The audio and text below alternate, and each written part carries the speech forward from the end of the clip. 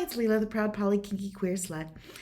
Today I want to talk about some dialogue about that happened on my YouTube channel in response to the video I posted about why men should be opposed to the patriarchy.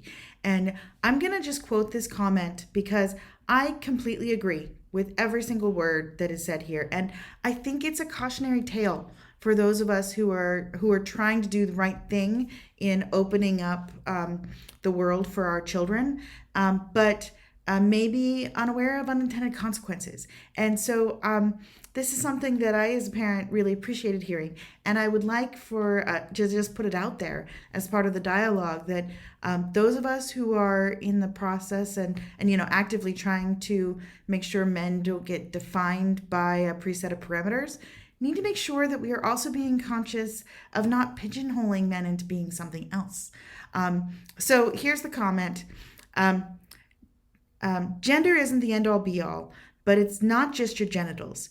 Your kids should grow up into who they truly are and nothing else. But their gender will have a lot of influence on them and who they are, and that is unavoidable. I'm a bit worried that if your son, let's say, is in many ways traditionally masculine, that you will see that a society turning him into something he's not, even if it really, or in reality, he's being truly himself. Or he's being true to himself, to not misquote it. This is wisdom.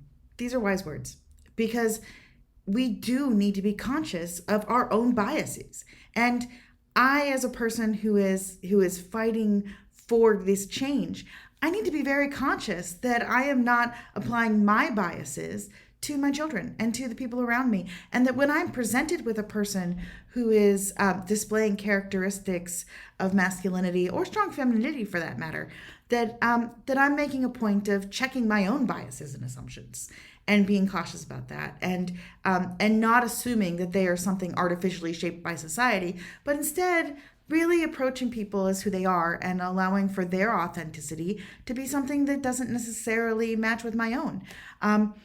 And I will just also say that I know a lot of men who are traditionally masculine in very authentic ways, and I really appreciate that. I really appreciate that energy. I really appreciate how that comes through.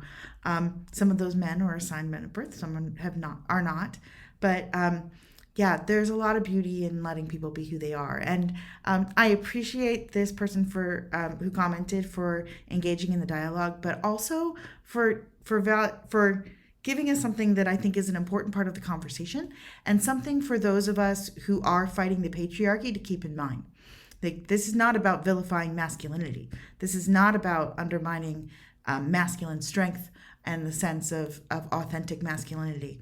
And I do think that this person is correct to point out that we risk convoluting, we risk making mistakes and making poor assumptions if we don't keep this particular fact in mind, that masculinity in a man may well be completely authentic and something that is not at all, just the product of society turning them that way.